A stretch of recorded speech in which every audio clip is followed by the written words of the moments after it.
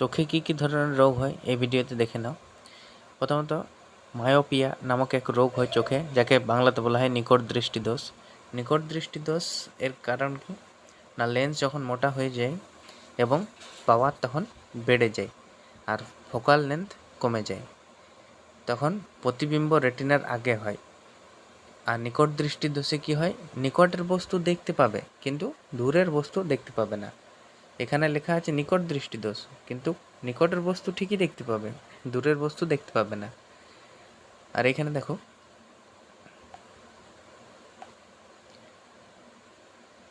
P=1/f, মানে এখানে পাওয়ার সমান হলো 1/, ফোকাল লেন্থ, মানে ফোকাসের দূরত্ব, ফোকাস দৈর্ঘ্য। তো এখানে দেখো যদি ফোকাল লেন্থ বাড়ে তাহলে পাওয়ার কমে যায়, ফোকাল লেন্থ বাড়লে পাওয়ার কমে যায়। তো সেই হয়েছে এখানে, যে এখানে ফোকাল লেন্থ কম আছে তো পাওয়ার এখানে কি আছে, বেড়ে আছে। এবার দেখো এটা নিবারণ কিভাবে হবে, মানে কিভাবে এই রোগটি সারানো যাবে। কনভেক্স লেন্স বা অবতল লেন্স পরতে হবে চোখে। তো কোন চশমা, তাহলে কোন লেন্সের চশমা হবে ইউজ করা হবে না, অবতল লেন্সের চশমা। তারপর দেখো হাইপারমেট্রোপিয়া, এই রোগটি হলো দূরদৃষ্টিদোষ।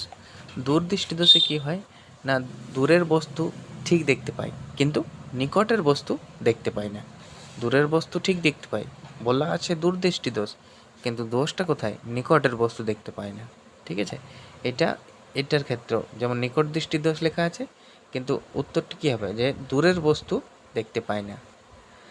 এবার দেখো এখানে তো দূরদৃষ্টিদোষে কী কারণে হয় না, লেন্স পাতলা হয় আর ফোকাল লেন্থ এটাতে বেশি হয়, কিন্তু পাওয়ার ফোকাল লেন্থের উল্টা। ফোকাল লেন্থ যদি বাড়ে তো পাওয়ার কী হয়, কমে যায়। মানে এরা ইনডাইরেক্টলি প্রপোর্শনাল, মানে ব্যস্তানুপাতে আছে। আর এবার দেখো প্রতিবিম্ব কোথায় হয় না, রেটিনার পরে হয়। এটাতে প্রতিবিম্ব কোথায় হয়েছিল, রেটিনার আগে, আর এটাতে কোথায় হচ্ছে না, রেটিনার পরে। তারপর দেখো এর নিবারণ কী করে হবে, মানে রোগ নিরাময় কী করে হয় না, কোন ধরনের চশমা পরতে হবে না, উত্তল লেন্সের চশমা পরতে হবে। উত্তল লেন্স কোনটি, উত্তল লেন্স তোমরা জানো, এ বাটিটি যদি উল্টানো থাকে তাহলে ওটা উত্তল লেন্স, আর যদি এরকম থাকে তাহলে এটি হলো অবতল। তাহলে উত্তল লেন্স ব্যবহার করতে হবে। তারপর হলো প্রেসবায়োপিয়া। প্রেসবায়োপিয়াকে কী বলে, চালসে, চোখে চালসে পড়ে যায়। বৃদ্ধাবস্থায় দেখবে না দূরের বস্তু সহজে দেখতে পায় না নিকটের বস্তু, দুটি বস্তুই কি দেখতে পাওয়া যায় না বৃদ্ধাবস্থাতে, যখন বুড়ো হয়ে যায় মানুষ। নিবারণ কিভাবে হবে, বাইফোকাল লেন্স ব্যবহার করে, না দ্বিফোকাসই যেমন হয়, উত্তলও হয় আর অবতলও হয়। ঠিক আছে, এবার দেখো এখানে অ্যাস্টিগম্যাটিজম মানে হচ্ছে বিষম দৃষ্টিদোষ।